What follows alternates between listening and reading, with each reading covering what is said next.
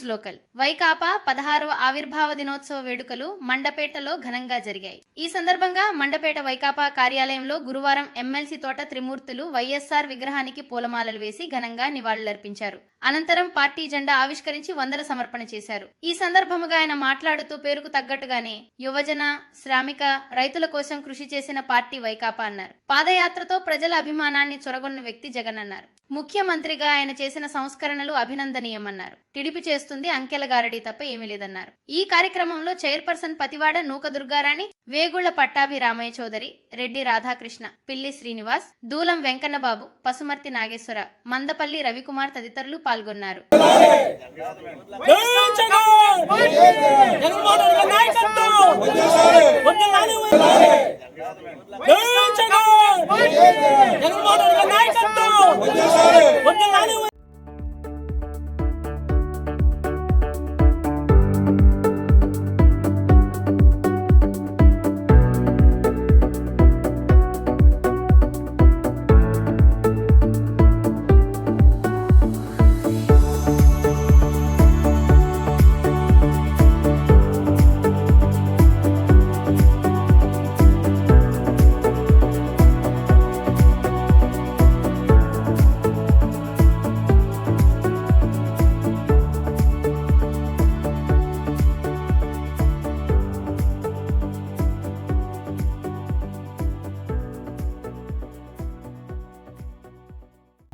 మరి ఈరోజు వైఎస్ఆర్ పార్టీ స్థాపించి 15 సంవత్సరాలు కావస్తున్నటువంటి సందర్భంగా యువత, రైతు, కార్మికులు, శ్రామికులు పేరుతోటి ఏర్పాటు చేసినటువంటి వైఎస్ఆర్సీపీ అనేటువంటి పార్టీ స్థాపించి 15 సంవత్సరాలు అయినప్పటికీ కూడా ప్రజల కోసం పనిచేస్తున్నటువంటి పార్టీ వైఎస్ఆర్ కాంగ్రెస్ పార్టీ.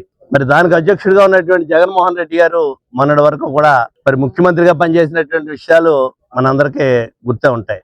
ఈ రాష్ట్రంలో మరి ఒక పార్టీని ఏర్పాటు చేసిన తర్వాత ఈ రాష్ట్రం అంతా పాదయాత్రగా పర్యటించి ఈ రాష్ట్రంలో ఉన్నటువంటి అనేక సమస్యలు, యువత గురించి కానీ, శ్రామికుల గురించి కానీ, మరి పారిశ్రామికవేత్తల గురించి కానీ, రైతుల గురించి కావచ్చు, అనేక రకాలైనటువంటి ఏదైతే ఆ వైఎస్ఆర్సీపీ అనేటువంటి పేరుతో ఉన్నటువంటి పార్టీలో ఉన్నటువంటి అర్థం ఏదైతే ఉందో దానికి అర్థం వచ్చేటువంటి విధంగా ఈ రాష్ట్రం అంతా పర్యటించి ఆయన ముఖ్యమంత్రిగా ప్రజలు చేసిన తర్వాత ఈ రాష్ట్రాన్ని ఏ విధంగా పరుగులు పెట్టించారు, ఏ విధంగా చేశారు అనేటువంటిది మనం అందరం చూసాం. మరి అటువంటి పరిపాలన చేసినటువంటి ఆయన కొన్ని విషయాల్లో ప్రజలు కొన్ని మెచ్చుకుని ఉంటాయి, కొన్ని ఇబ్బంది పడి ఉంటాయి.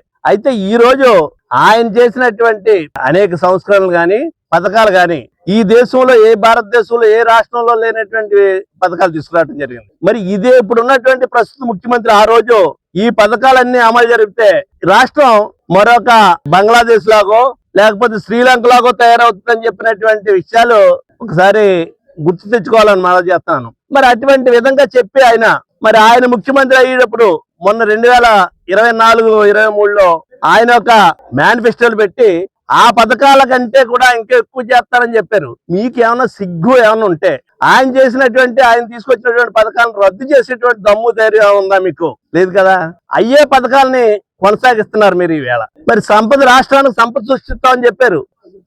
మొన్న అసెంబ్లీలో మాట్లాడేటప్పుడు ఒక నాయకుడు చెప్తాడు, సంపద సృష్టించడం అంటే ఈవేళ సంపద రాదు కదా, రాబోయేటువంటి భవిష్యత్ తరాలకు ఉపయోగపడేటువంటి విధంగా సంపద అంటున్నారు. కాదు, మీ తెలుగుదేశం పార్టీ నాయకులకి, తెలుగుదేశం పార్టీకి మాత్రం సంపద. ఈ రాష్ట్రంలో ప్రజలకు కాదు, రాష్ట్ర అభివృద్ధికి కాదు సంపద అనేటువంటిది. ఎక్కడ ఒక రూపాయి కూడా బడ్జెట్ లో ఎక్కడ చూపెట్టలేదు.